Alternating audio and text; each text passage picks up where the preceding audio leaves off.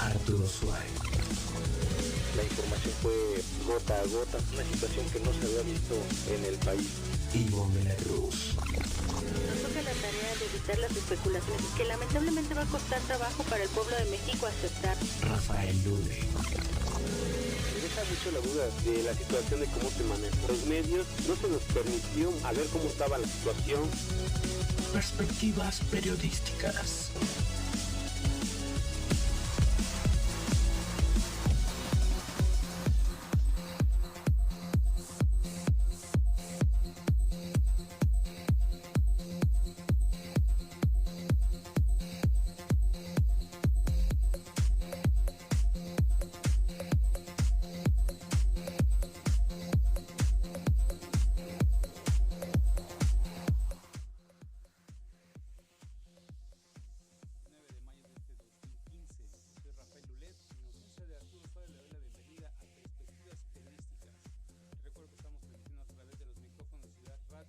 Desde la Ciudad de México. También nos puede localizar, también nos puede encontrar a través de las redes sociales. En Twitter nos puede encontrar como P-periodísticas. En Facebook, ahí nos puede localizar como Perspectivas Periodísticas, Ahí nos puede hacer llegar sus comentarios, sus sugerencias o lo que usted guste mandar de comentarios o cualquier cosa. También nos puede seguir a través de del portal de internet, ahí en perspectivasperiodísticas.com.mx. Y también puede enterarse del acontecimiento del día con el día a través del portal.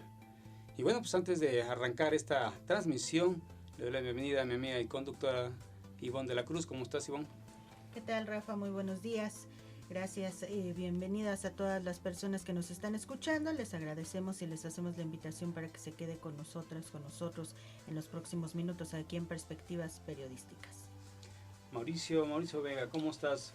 Buenos días. ¿Cuál es el comentario del día de hoy? Pues vamos a hablar de cultura, vamos a hablar de libros el día de hoy. Y quiero preguntarles aquí a ustedes que son mis compañeros en cabina. Y quiero pedirles que recuerden el libro infantil que hayan leído y que desde luego recuerden con más cariño y afecto. Vamos a hablar sobre literatura infantil ahora sí. Muy bien, Mauricio, y perdón, Débora, por no haberte presentado antes que nada, porque son primero las mujeres. Débora Linares, muy buenos días, ¿cómo estás? ¿Y cuál es el tema del día de hoy? ¿Qué tal, Rafa? Buenos días, no te preocupes, aquí somos equitativas, nos gusta la igualdad, así que se puede, exactamente, se puede de vez en cuando invertir el orden de las presentaciones. Pues bueno, el día de hoy vamos a hablar de un tema que a mí me gusta mucho porque cada vez que lo toco con los conocidos, suele causar bastante resquemor.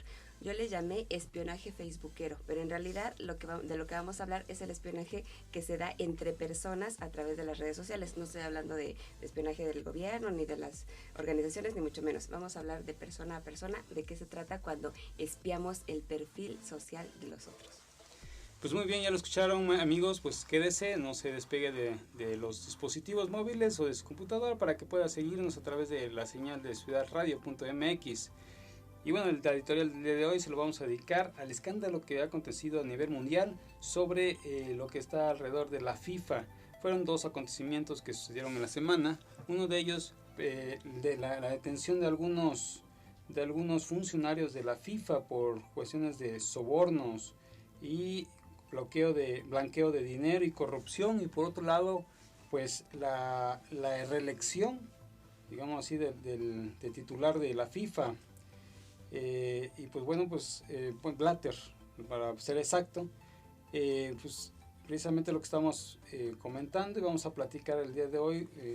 Ivonne. Sí, claro, si me permites, Rafa, primero dar los datos duros para generar la opinión de las personas que estamos en cabina. Estados Unidos lanza una investigación y un resultado: la detención de 7 de los 14 altos miembros de la FIFA involucrados en presuntos actos de corrupción por $150 millones en los últimos 20 años. La justicia en Suiza, por otro lado, está realizando una investigación paralela, es decir, habrá más información sobre el tema. Esto es sobre posibles actos de corrupción en la elección de los mundiales de Rusia 2018 y Qatar 2022. Ambas acusaciones están realizadas ya con grandes consecuencias a nivel mundial debido a la organización que se está atacando y también a las repercusiones y a la cantidad de detenidos que también obviamente son de diferentes nacionalidades. El día de ayer se completa, bueno, esto se da en el marco de la reelección de Joseph Blatter, pero se completa precisamente con eso, con el hecho de que la mayoría de las personas, aún sabiendo la gran cantidad de corrupción que existe en el organismo, lo reeligen. Es decir, esta situación que se presenta se da en el marco de su mandato y no se le ha generado ningún cargo hasta el momento en contra de él, ¿no? Sí, es la quinta reelección, bueno, la cuarta reelección, la primera fue obviamente su elección, la cuarta reelección de Joseph Blatter, y como bien lo comentas, Ivonne, esto pues realmente deja mucho que en duda entre el aspecto de su elección. Estos detenidos, que fueron un total de 7 detenidos, fue precisamente dentro de su administración y pues como lo comentamos en un inicio, fue reelecto Joseph Blatter y pues igual a él no se le presentó cargos algunos. Al parecer van a ser extraditados algunos de los detenidos y pues van a afrontar precisamente la justicia referente a este caso de corrupción y de sobornos, que una cuestión, vamos a plantearlo así, no nada más se vive a nivel mundial, lo que estamos viendo. Hay que ver que detrás de esto, cuántas cabezas van a caer posteriormente. Dentro del fútbol mexicano también ha habido este tipo de problemas, realmente no se ha manejado de esta situación, de esta magnitud. Sin embargo, pues sabemos que existe este tipo de actos, sobre todo en este deporte que realmente es más popular a nivel mundial y que se presentan no nada más en la FIFA, sino pues también se ve en algunos otros países. Lo mencioné yo aquí en México, realmente nosotros los mexicanos, me han dicho el país, es uno de los países con un gran índice de corrupción y que realmente esto pues también vendría a esperar de que haya alguien de la Confederación que pueda también caer detrás de todo esto. Realmente lo que está aconteciendo a nivel mundial con la FIFA pues viene a dejar también dudas, realmente a ver cuánto pues tiempo va a durar también José Plata, tiene 79 años también a su vez, y a ver si no también lo inmiscuyen en eso. La situación no se vio ahorita en ese momento que haya estado involucrado, pero pues hay que esperar, ¿no? Podemos ser hasta maliciosos, ¿no? Porque finalmente la reelección puede significar una especie de presión hacia las personas que votaron, ¿no? Si ustedes no me reeligen, yo voy a seguir dando información sobre lo que sé de ustedes mismos. O sea, él no puede estar apartado de la corrupción que se está viviendo porque es el titular. No puede decir que no conocía porque o es muy tonto o es demasiado ingenuo, y tonto no es. Entonces... yo quería aportar algo, Rafa. Fíjate que es un ejemplo de los excesos de la democracia, ahora que estamos nosotros prácticamente en vísperas de las elecciones en nuestro país, de las llamadas intermedias. Es un exceso de democracia porque la reelección de Joseph Blatter fue posible a pesar de la oposición del bloque más fuerte, del bloque económicamente poderoso que es Europa. La reelección fue posible porque un voto de cada uno de los asociados, de los países asociados, cuenta cualquiera. Es decir, la corrupción está en América, básicamente en Centroamérica y en algunos países sudamericanos, pero la reelección permite que un país tan pequeño como Barbuda, por ejemplo, las islas de Barbuda y Vírgenes, tengan un voto idéntico y con el mismo peso que el de Alemania. Entonces, el día de ayer en la elección ganó con los votos de la Confederación Centroamericana del Caribe y África. Europa votó en su contra. Curiosamente querían elegir a un personaje árabe, a un jerarca, para que fuera él el que dirigiera a los destinos de la FIFA. Pero fue Joseph Blatter electo de esta manera, es decir, con votos fallidos. Yo creo que vienen capítulos más serios, incluso de carácter político, porque la UEFA, que la Asociación Europea, amenaza con separarse del comité directivo y hacer una escisión en la FIFA, que sería muy delicada y grave. Aparte del conflicto geopolítico que se genera porque Putin, el presidente ruso, se manifestó en contra de la decisión e intervención de los Estados Unidos porque pone en riesgo llevar a cabo el mundial en Rusia, ¿no? De repente pareciera que es un deporte, un espectáculo, pero no, detrás están las fichas geopolíticas que se mueven, y tengo la impresión que es un golpe directo a Rusia, una presión más del cerco comercial económico que se tiene en contra de Rusia. Y eso ya que es Estados Unidos el que va a estar encabezando esta situación, ¿no? Así es. Y realmente, como comentándose los detenidos en Zurich, se encuentran colaboradores tan cercanos a José Platter como el vicepresidente Jeffrey Witt y también otro vicepresidente Eugenio Figueredo.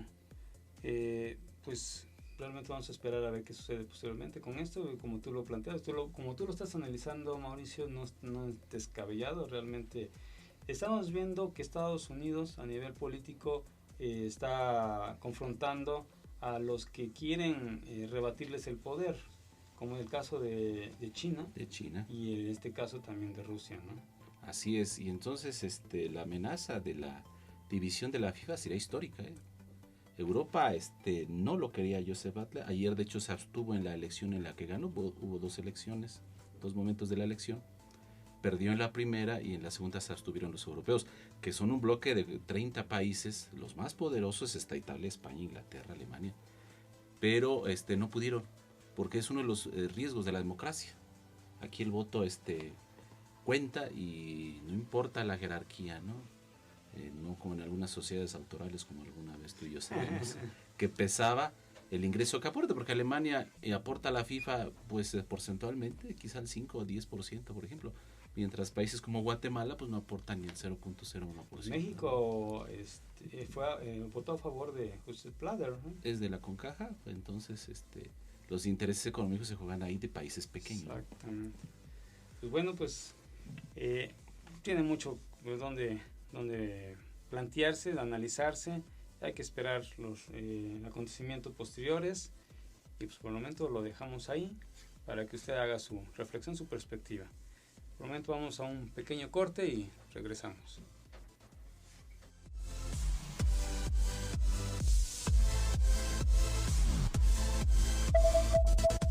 Ciudadradio.mx transmite en vivo. Perspectivas periodísticas. Escucha a Ivonne de la Cruz, Arturo Suárez y Rafael Ule. Todos los sábados, en punto de las 8 de la mañana. Los sucesos y acontecimientos que mueven a México y el mundo. Perspectivas periodísticas.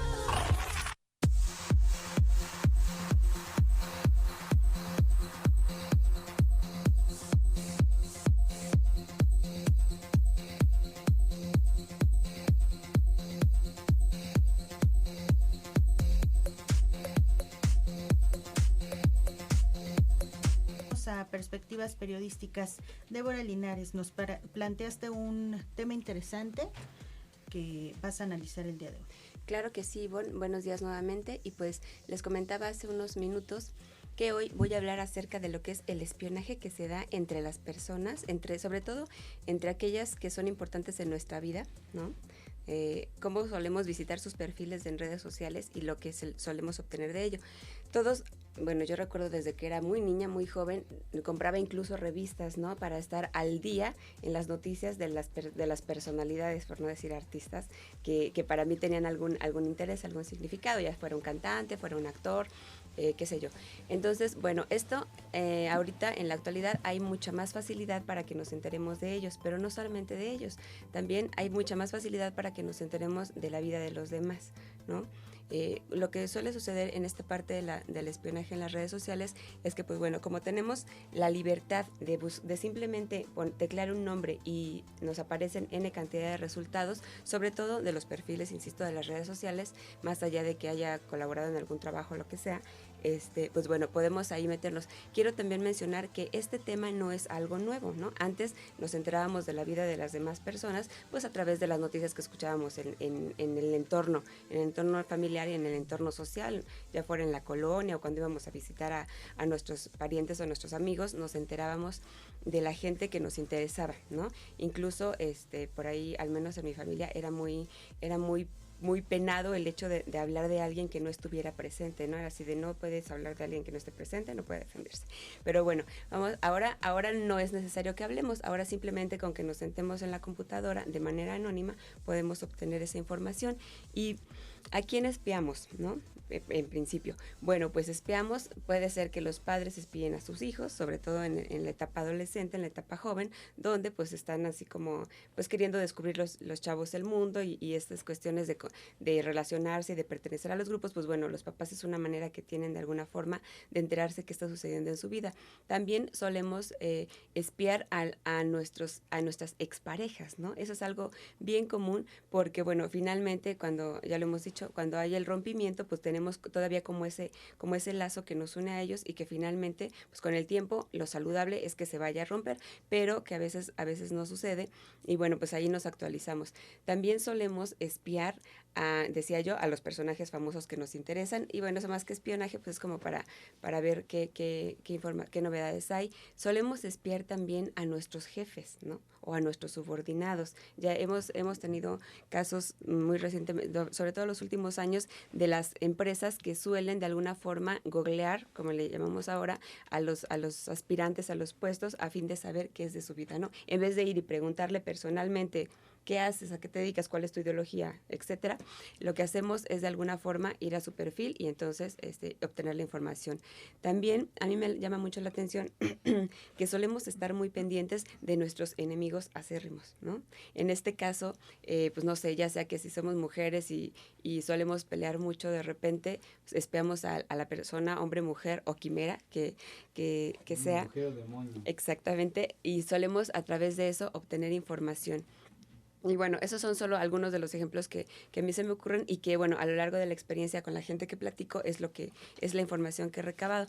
Luego, ¿qué obtenemos cuando espiamos a las demás personas a través de las redes sociales? Pues bueno, solemos obtener, por supuesto, información, ¿no? Estamos en la era de la información y a partir de ello, pues bueno, lo que obtenemos es información, conocimiento acerca de lo que es su vida, de lo que está haciendo, de lo que piensa incluso, de lo que está sintiendo. Y bueno, si se trata de alguien que nosotros consideramos que es una persona grata para nuestra vida, pues nos da gusto saber qué es lo que está sucediendo. Si se trata de alguien, como en el caso de los hijos, pues bueno, de alguna forma sabemos que podemos contar con que está haciendo cosas buenas o cosas malas. Si se trata del enemigo, pues a veces hasta nos da envidia, ¿no? Nos da coraje que le esté yendo bien o nos alegramos cuando de plano nos damos cuenta que está teniendo un mal momento.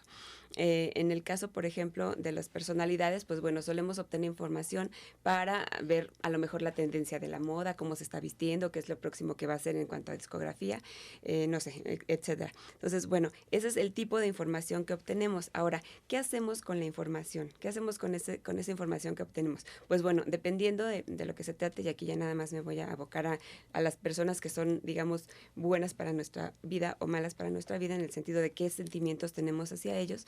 En el caso de las personas buenas, pues solemos obtener información, decía, que nos da alegría leer, ¿no? De alguna manera, toda la información que obtenemos la sentimos como que tenemos un control sobre la otra persona, porque estamos sabiendo algo que a lo mejor esa persona no espera que nosotros sepamos, ¿no? En el caso de los sexos, en el caso de los enemigos acérrimos, pues bueno, esto es muy común. ¿Por qué es muy común? Yo me he dado cuenta, por ejemplo, cuando estoy navegando, que sí suelo hacer ahí, no porque sea muy chismosa, ¿verdad? No es porque me guste espiar a todo el mundo, no, yo soy una estudiosa de la conducta y con base en ello me dedico a visitar los perfiles de la gente. Entonces, pues bueno, lo que yo he visto es que en el caso, cuando son personas que son no gratas para nuestra vida, pues bueno, solemos utilizar esa misma información que leemos en las redes sociales para atacar al otro, ¿no? Ya sea a través de indirectas, que esto es muy común, hacer mención acerca de lo que piensa, de lo que está viviendo, mofarnos, hacer una sátira o lo que sea al respecto de esa persona. Cuando es del ex, pues bueno, ya ni te quiero contar, ¿no? Seguramente a todos nos ha pasado alguna situación de este tipo y bueno, lo que obtenemos ahí, pues lo utilizamos algunas veces incluso hasta para martirizarnos, ¿no? En vez de sentirnos alegres porque el otro está teniendo una vida dichosa y plena, pues queremos matarlo y queremos salir a golpear a los que se toman fotos al lado de ellas o de ellos. Y bueno, ahora, ¿qué es lo que nos provoca finalmente tener esta información, ¿no? Ya visitamos, ya vimos, ya tuvimos nuestro objetivo, ya obtuvimos la información, ya sentimos que tenemos el control y que tenemos algo ahí que manifestar en algún momento dado en contra o a favor, dependiendo de lo que se trate. Entonces, ¿qué sucede al interior con nosotros, no? Pues bueno, cuando tenemos esta información, a mí se me ocurre, por ejemplo, que en el caso de las personalidades famosas, cuando visitamos sus perfiles, pues bueno, nos deja una sensación de identificación con alguien, definitivamente, ¿no? Porque a partir de ello, pues tomamos algunos cánones de conducta. Pero también nos deja un vacío. ¿Por qué? Pues porque nos damos cuenta que nunca vamos a ser como esa persona, ¿no? Alguna vez ya mencionamos aquí también esta parte de que el tener este tipo de información, pues no necesariamente nos hace sentir plenos, ¿no? El hecho de ver los perfiles de los demás nos hace sentirnos vacíos, nos hace sentirnos incompletos, porque nos damos cuenta de alguna manera que todo el mundo es feliz, menos nosotros, ¿no? Entonces, eso es algo que pues es lamentable, pero así es. Y no porque todo el mundo sea feliz, sino porque definitivamente lo que solemos ver, pues es lo que la gente quiere publicar, ¿no? Eso era exactamente lo que yo te iba a comentar. En realidad lo que tú pones en tu perfil es muy seleccionado, ¿no? Puedes estar pasando un muy mal momento y no escribirlo. O así puede que sea un muy buen momento y se te pase por estar disfrutándolo, no sé, ¿no? Ojalá sea así.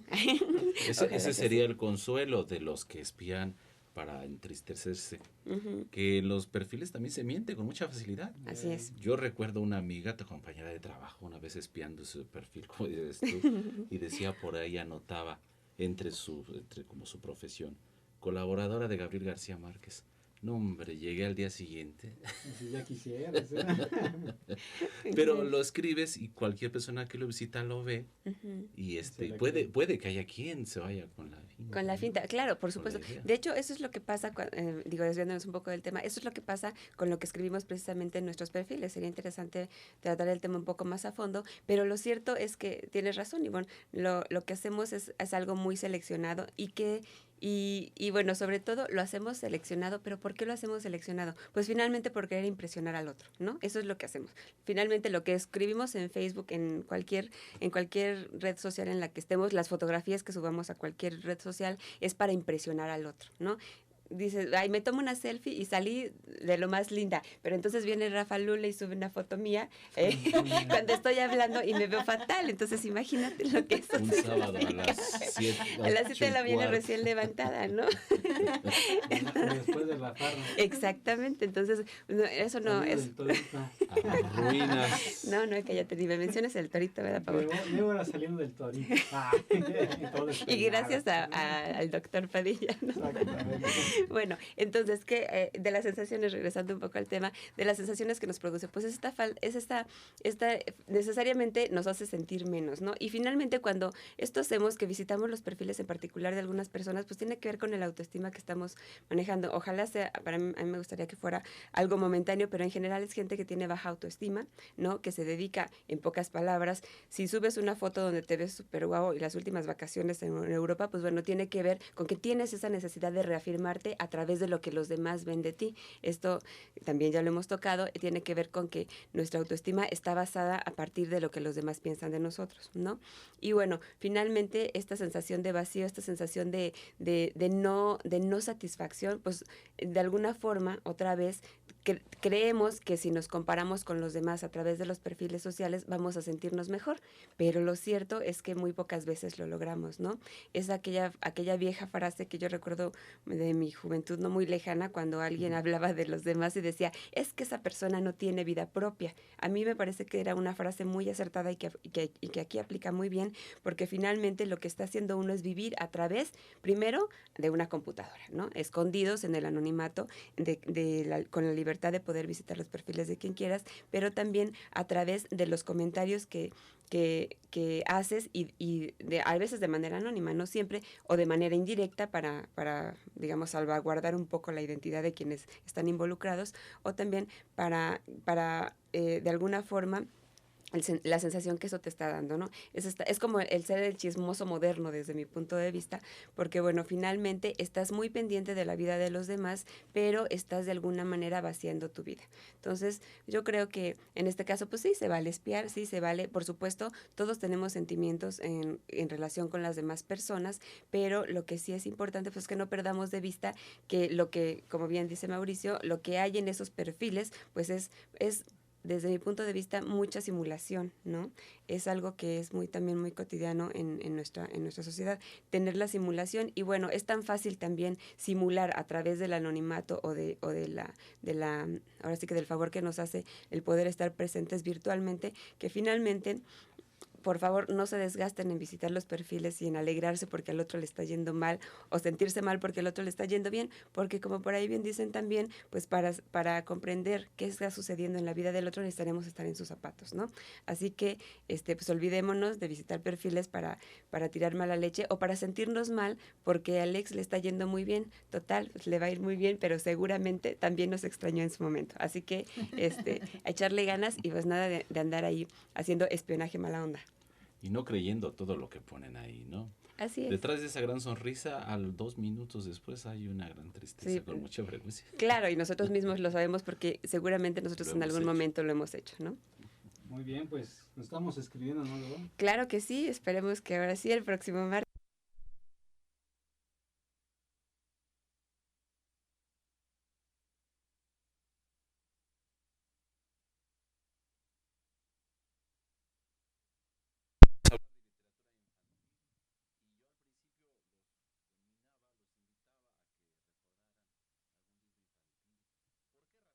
El artículo.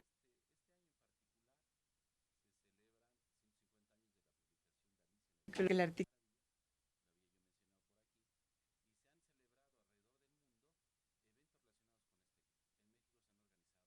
Han organizado 2 eventos a los que asistí personalmente y otros más que vienen sobre este fabuloso libro. Entonces quiero preguntarles, a ver si recuerdan por ahí, cualquier libro infantil, de la historia de la literatura infantil mundial, hay cantidad de ejemplos. Modernamente hay más. A ver, Rafael, por favor, dinos cuál libro. El conejo, también. El conejo. ¿Cuál, Rafa? El conejo. El conejo. Así se llamaba el libro. Ah, del libro. Sí, sí, a ver, el libro. Pues Alicia del País de las Maravillas, ¿no? Alicia, dice Rafael, por acá, El Principito. El Principito, desde luego, que termina siendo un libro difícil clasificación, pero es infantil, indudablemente. Débora. Sí, bueno, yo también había pensado en El Principito, pero como opción B me encantaba los cuentos de Christian Andersen, y en particular el del Patito Feo, me gustaba mucho. Igual. Gato con botas. Sí, a mí también. Los cuentos infantiles clásicos. Sí. Es que siguen, Hansel y Gretel. los cuentos clásicos siguen vigentes, por algo son clásicos y siguen presentes en nuestras vidas. Sí, son innumerables los libros que podemos citar y desde luego, depende mucho de nuestra generación a la que pertenecemos. Hoy en día un muchachito respondería que sea de diferente manera, porque hay una enorme oferta de literatura infantil desde hace una década, que incluye a Harry Potter, que incluye a libros que ya no son infantiles, pero que leen los niños, La saga de Crepúsculo la leyeron muchos jovencitos entre 12 y 15 años y la consideran infantil. El concepto de literatura infantil se ha ampliado tanto que, por ejemplo, alguna vez mencioné aquí el libro clasificado infantil más vendido en la historia de la literatura mexicana, escrita por un autor mexicano, que es La peor señora del mundo. Quizá ustedes lo hayan escuchado por ahí, de Francisco Hinojosa. Hinojosa escribió este libro, que es una metáfora extraña de una mujer muy violenta, pero de veras violenta, hay que leerlo.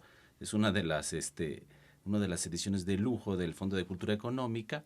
Se llama así La peor señora del mundo, y lo ilustra el Fisgón, el famoso caricaturista de La Jornada. Es un libro que ha vendido en México un poco más de 100,000 ejemplares y es una de las cartas fuertes de la literatura infantil que posee el catálogo del Fondo de Cultura Económica. Pero cuando uno lo lee dice, bueno, es que hablar de una mujer que da patadas y pescozones, como dice por ahí literariamente el libro, es difícil entenderlo como literatura infantil. Pero bueno, estamos hablando de esto porque, les decía yo, se celebran 150 años de Alicia en el País de las Maravillas, un libro completamente distinto, un libro de fantasía, un libro en el que su autor, Lewis Carroll, un seudónimo de un escritor inglés, realiza un viaje imaginario a un país de sueños y de maravillas. La fama de Alicia ha crecido tanto en estos más de 150 años ya, que bueno, se han hecho versiones cinematográficas, se han hecho versiones literarias, infinidad de traducciones y hasta nuevas publicaciones, haciendo de lado las ilustraciones de su autor original, de John Tenniel, el inglés que lo ilustró aquella primera edición y se sigue reproduciendo, pero se han hecho nuevas ediciones, nuevas ilustraciones del texto. ¿Por qué lo hago? Bueno, porque estoy invitando a la gente a que lea literatura infantil, a que se acerque a las colecciones que existen por ahí, que no son pocas. Tenemos en México la Feria Internacional del Libro Infantil y Juvenil, que se realiza en noviembre y que congrega a todas las editoriales del país que han puesto, y algunas internacionales, que han creado colecciones para pequeños y no tan pequeños. Y desde luego que atrae a miles de niños con sus padres a visitar esa feria internacional. Entonces, pues los invitamos a leer, y desde luego yo particularmente, que no he dicho cuáles son mis libros favoritos infantiles, desde luego podría también ahí al Principito, desde luego, en primer lugar, este libro extraordinario, escrito por Antoine de Saint-Exupéry, y que aunque cuando uno lo lee y trata de ver el trasfondo filosófico que el autor trata de transmitirnos a través de su literatura, se da uno cuenta que sí, que puede resultar enternecedor y sobre todo formativo para los niños. Aunque como lo he puesto a leer a niños, a veces les cuesta un poco trabajo entender estos capítulos, por ejemplo, particularmente los que se relacionan a las visitas en la luna. Si lo recuerdan por ahí, cuando el Principito visita las lunas y viene hacia la Tierra y visita por ahí el planeta del avaro, por ejemplo, ¿no? Y se convierte en una metáfora en la que se critica desde un punto de vista literario, pues la avaricia y otras prácticas que no son precisamente ejemplo para los niños. Pero bueno, desde luego también podría por ahí Alicia en el País de las Maravillas, desde luego que lo releí recientemente, y Pinocho, por ejemplo. Muchos de los niños solo identifican a Pinocho con la película de Disney, pero yo los invito a leer Pinocho, la obra original de Carlo Collodi, que es un libro extraordinario, hay que leerlo, entretenido, lo estoy releyendo, es un libro que estamos acostumbrados a identificarlo, decía yo, con la película, pero que literariamente es extraordinario, de ahí su fama que es mundial. Entonces los invito a leer literatura infantil, a que se acerquen a los libros también nuevos. Hay escritores mexicanos muy importantes, he participado ya también en esto, publicando literatura infantil, andamos ahí en eso, por eso hablamos también de ello, pero hay autores importantes como Mónica Beltrán Borozón, como Francisco Hinojosa, como los hermanos Malpica, que han publicado en el Fondo de Cultura Económica extraordinarios ejemplos.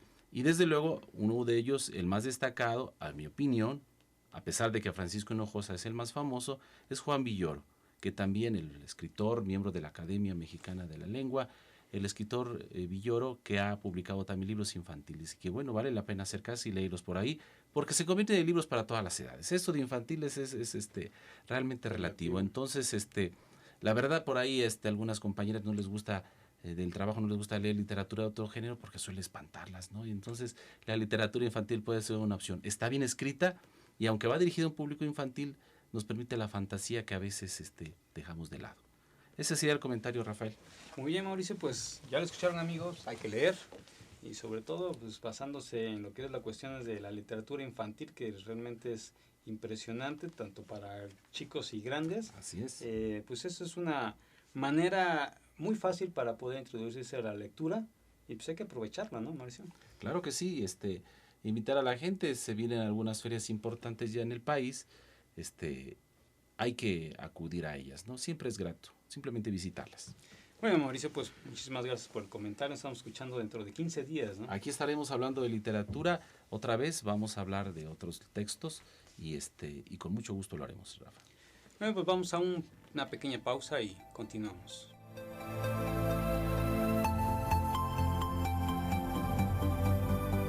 Ciudad Radio. Perspectivas periodísticas. Escucha a Ivonne de la Cruz, Arturo Suárez y Rafael Ule. Todos los sábados, en punto de las 8 de la mañana. Los sucesos y acontecimientos que mueven a México y el mundo. Perspectivas periodísticas. Ciudadradio.mx transmite en vivo.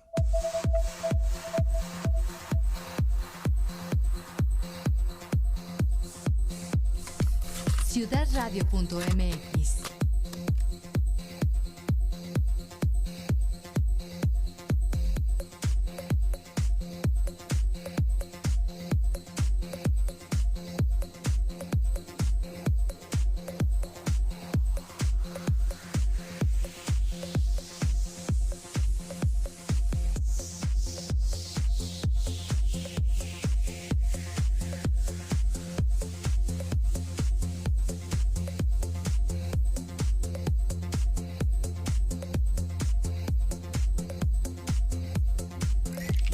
Ciudadradio.mx.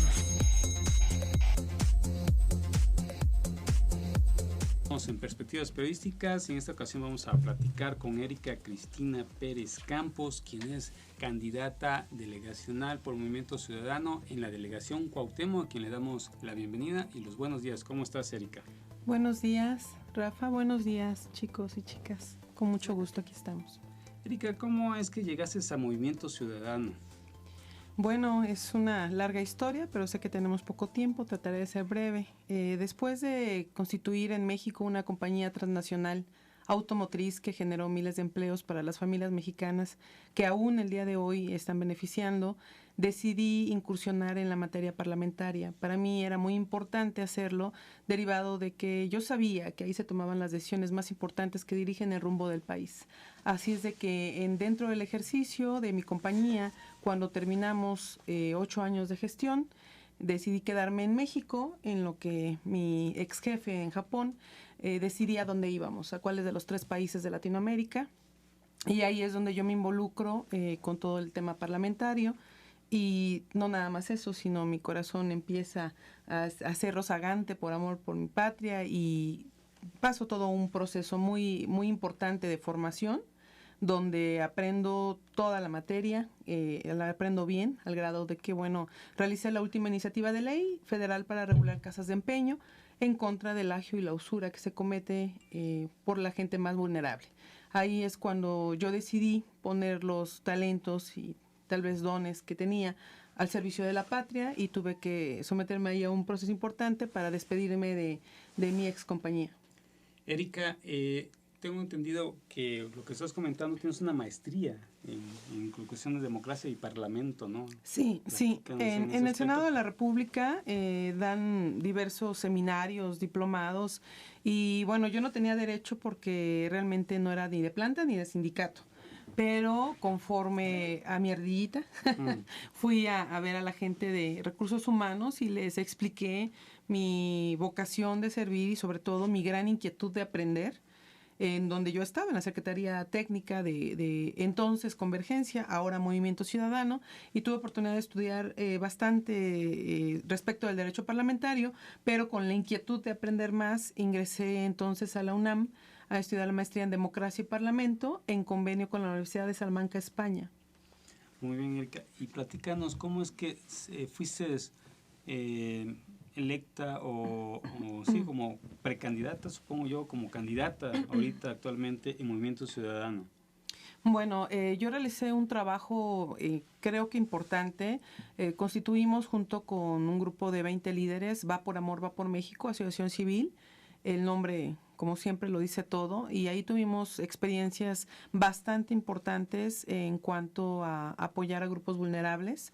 Pero todo eso realmente llegó hasta Movimiento Ciudadano, porque bueno, a través de las redes sociales, ustedes saben que ya no hay nada que no pueda llegar a la gente y nosotros estuvimos llegando a muchísima gente, llegó a Movimiento Ciudadano, yo tuve una importante labor dentro de Movimiento Ciudadano como integrante de la Comisión Operativa del Distrito Federal y todo lo que se generó me permitió ser observada por las autoridades máximas de este Movimiento Ciudadano, así como por el líder moral y nacional de este movimiento, el licenciado Dante Delgado, quien fue el que me aperturó las puertas, y hablo en singular porque realmente ustedes tienen que saber que yo soy una ciudadana común que dejé la iniciativa privada por amor a mi patria, que comencé de cero y que bueno, finalmente sus ojos llegaron hacia una servidora y él consideró que yo era una digna candidata, no solamente por la cuestión académica y la preparación, sino también por el gran interés que tengo de contribuir y ayudar a mi gente que quiero mucho. Toda la gente que esté dentro de este hermoso país, yo la amo. Y así como a ellos, necesito prepararme y necesitaba llegar a más. Y así fue como se destapó de alguna manera Erika como candidata.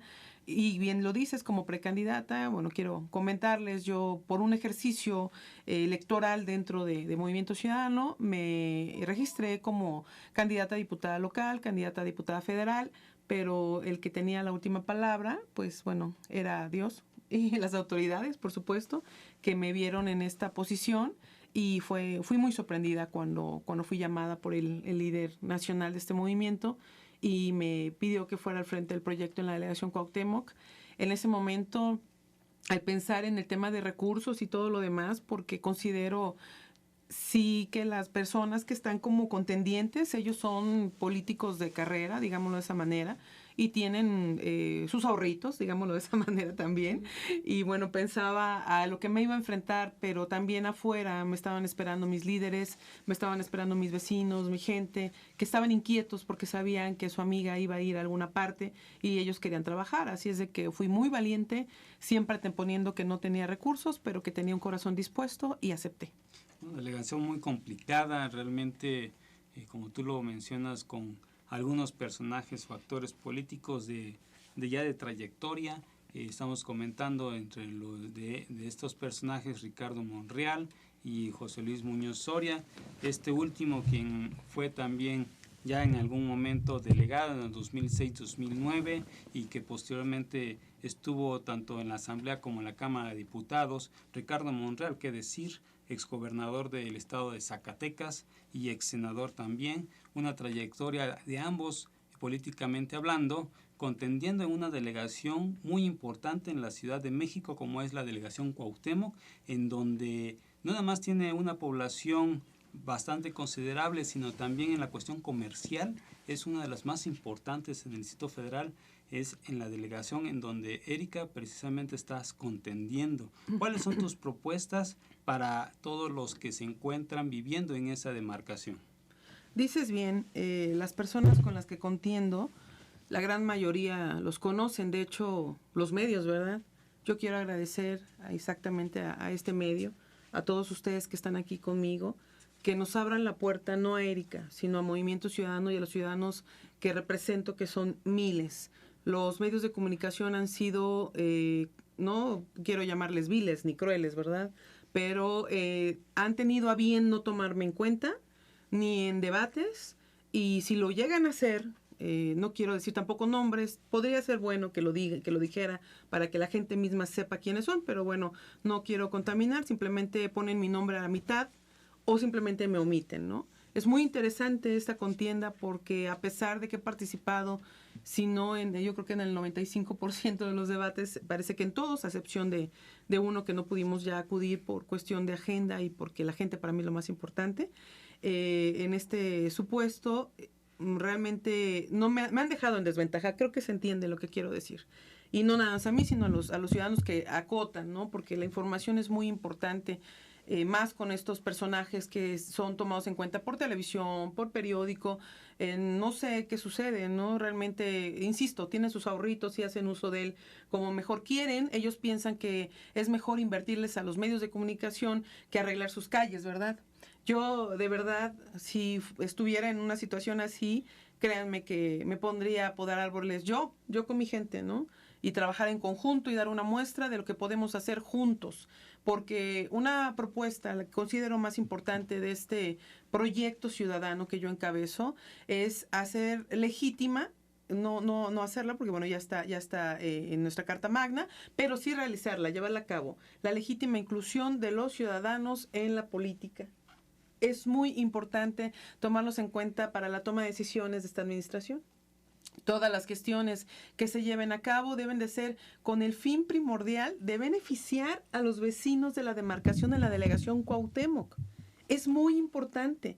Yo considero que el gran fracaso de las administraciones pasadas es que no toman en cuenta a los ciudadanos, a nosotros.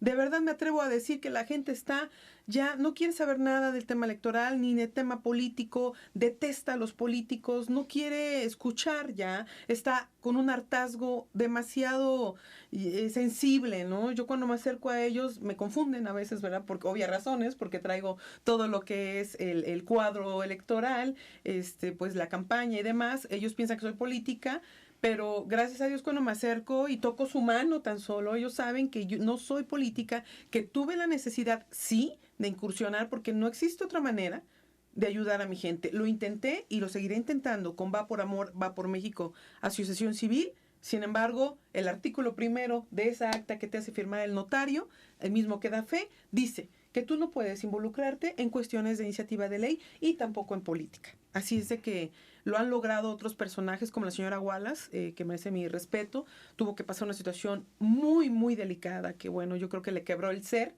y de ahí sacó algo para ayudar a muchísima gente. Sin embargo, yo me adelanté antes de pasar una situación así, o como el tema de Ayotzinapa, donde todos estuvimos a punto de reventar porque la indignación era demasiada. Es mejor hacerlo a través del voto. La inclusión de los ciudadanos es muy importante. Otra que también les quiero compartir, que de verdad no es una propuesta, y lo he dicho hasta en video, es la primera obligación a cumplir por la Delegación Cuauhtémoc. Los servicios públicos, por favor, es lo mínimo que pueden empezar, de verdad, ahí empezar a demostrar que ellos existen. Que es cierto toda la demagogia y todo lo que nos vienen a decir tan bonito con los tortilleros también ya impuestos, ¿no? Tortilleros, gorras, algunas playeras y la gran propuesta de que no solamente brindarán los servicios públicos, creo que ni los toman en cuenta muchas veces, pero dicen muchísimas cosas. Yo considero que lo más importante es establecer y brindar eficazmente, en excelencia, en las 33 colonias, los servicios públicos y también en igualdad, porque esa es otra. No todas las colonias tienen la misma atención y no es justo.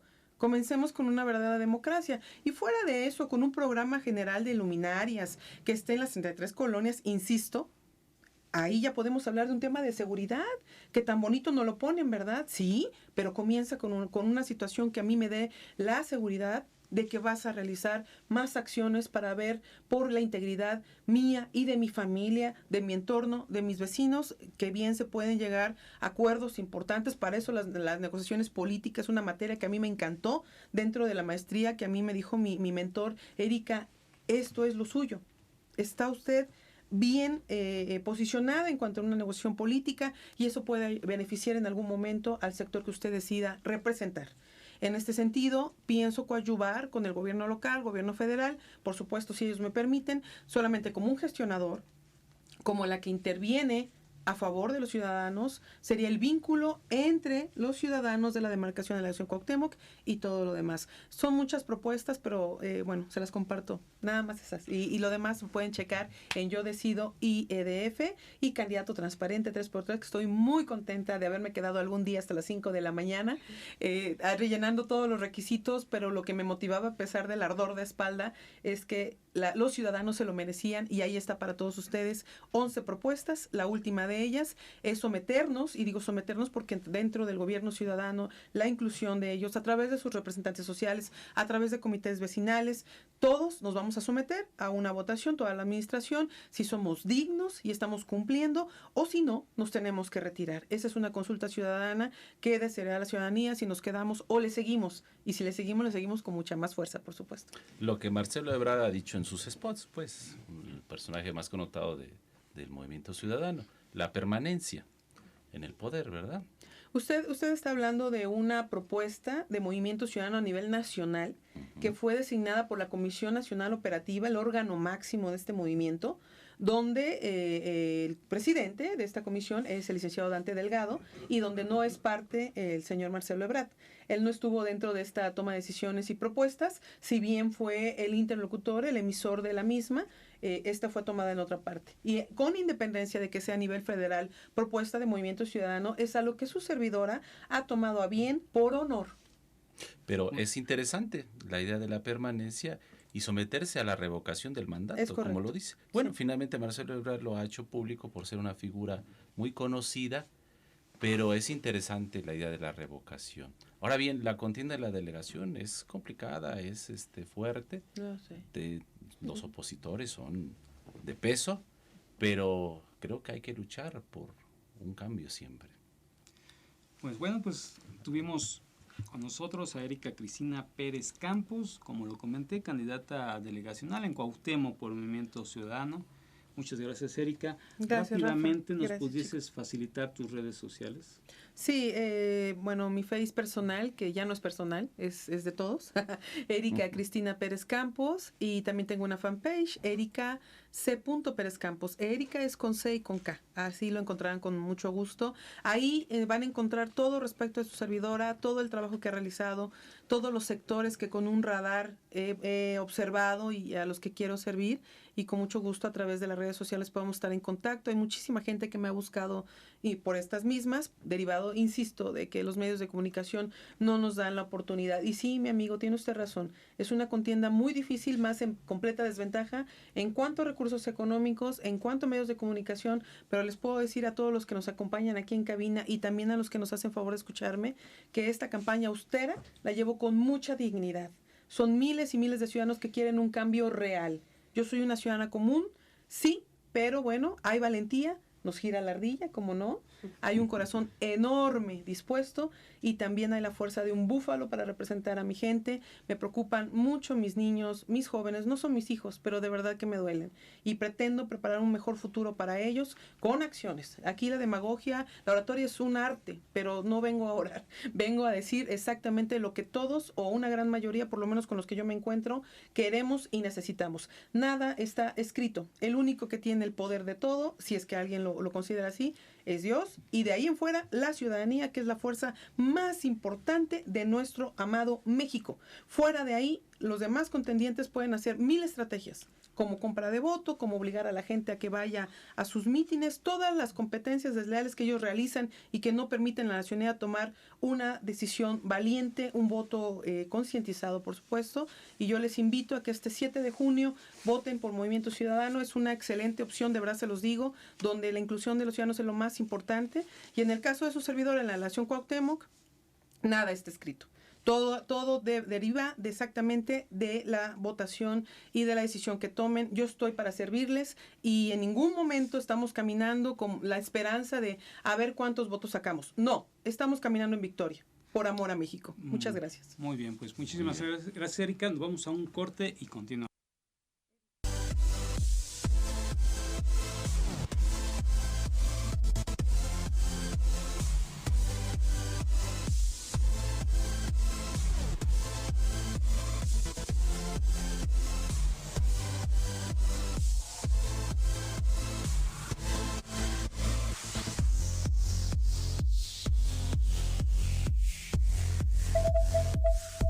Ciudadradio.mx transmite en vivo. Viele Grüße aus Mexiko nach Berlin und Potsdam.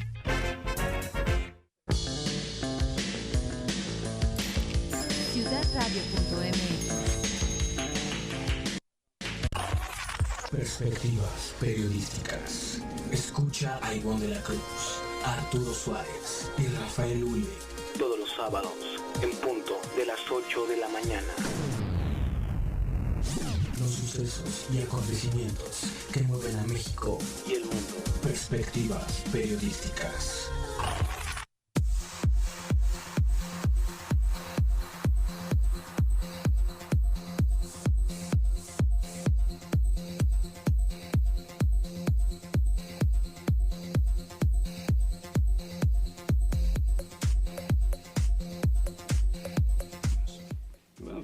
En perspectivas periodísticas. Antes de culminar este bloque final, vamos a platicar con Mario Germán.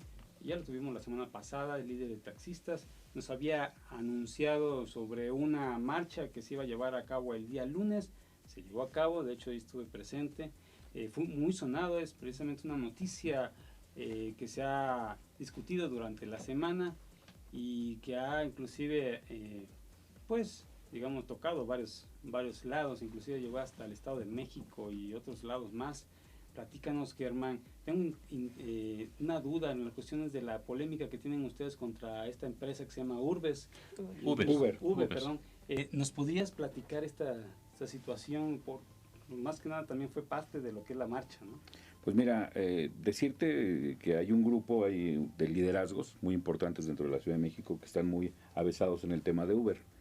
Y es precisamente en la dinámica de señalar que es una empresa con recursos internacionales que logra tener tanto poder que pues ya dobló a un gobierno como es el gobierno del Distrito Federal, ya dobló a un gobierno como es el del Estado de México, y seguramente doblará a otros gobiernos dentro de la República Mexicana. Una plataforma interesante, un modelo de negocios, pero estamos viendo algo absurdo, como el poder económico se impone sobre el poder democrático de una nación. Entonces hay que estar muy atentos a esta situación. Es un tema muy delicado, hablar de que una empresa pueda doblar a los gobiernos democráticos en los que vivimos. Es un tema que está generando mucha polémica. Hay un grupo que encabeza precisamente Ignacio Rodríguez Mejía, Daniel Medina y otros compañeros que están impulsando este tema, que lo conocen bien de fondo. Pero comentarte que logramos el objetivo de que yo legal, tú legal, todos legales y derechos humanos, movilizar a conciencias.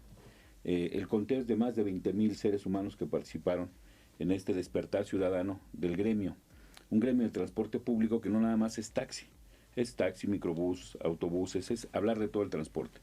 Un transporte que está siendo estigmatizado, un transporte que está siendo violentado en todos sus derechos humanos, absolutamente, de una manera absurda. Hasta los medios de comunicación lamentablemente están al servicio del dinero y no del ciudadano, denostando al sector, haciendo comparativos absurdos.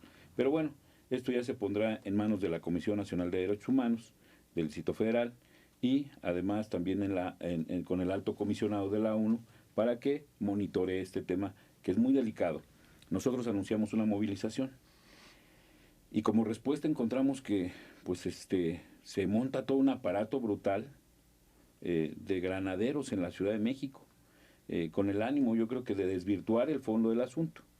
Afortunadamente, falló el objetivo del gobierno del Distrito Federal de lograr su cometido, quizás demostrar que este movimiento era un movimiento que venía a agredir a los ciudadanos. En ningún momento fue esa la intención, porque desde este espacio nosotros mandamos el mensaje que se nos otorgaran todas las facilidades para llevar a cabo un acto cívico, un derecho humano al reclamo. Cuando algo es injusto, es constitucional, tenemos derecho a esta situación.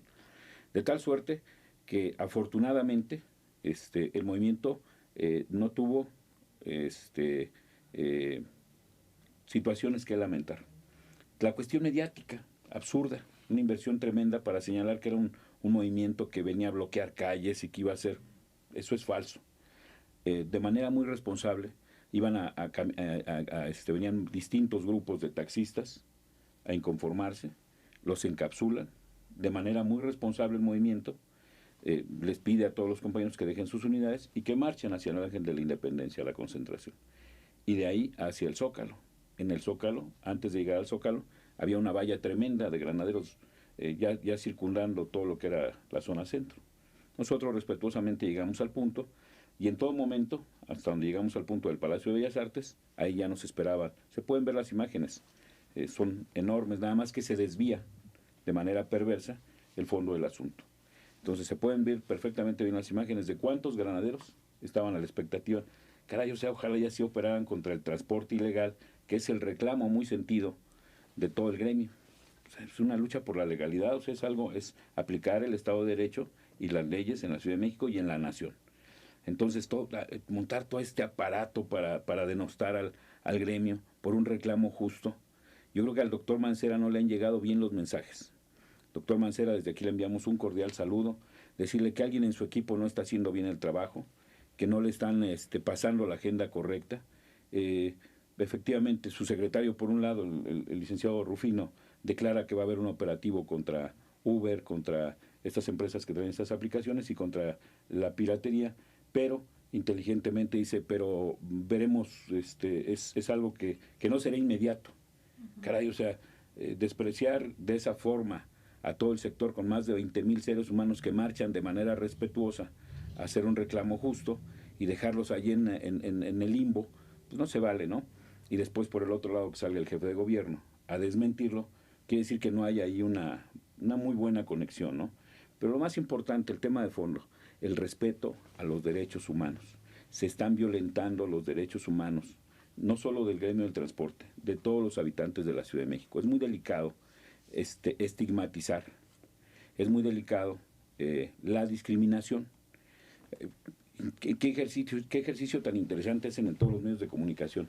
Van y enfocan a un compañero taxista libre, en short o con playera, o como circule el compañero. Llama la atención que quien tiene la obligación de poner orden no lo haga. ¿Quién es el obligado? Pues el gobierno del Distrito Federal, a través de todas las instituciones, el INVEA, la Secretaría de Seguridad Pública,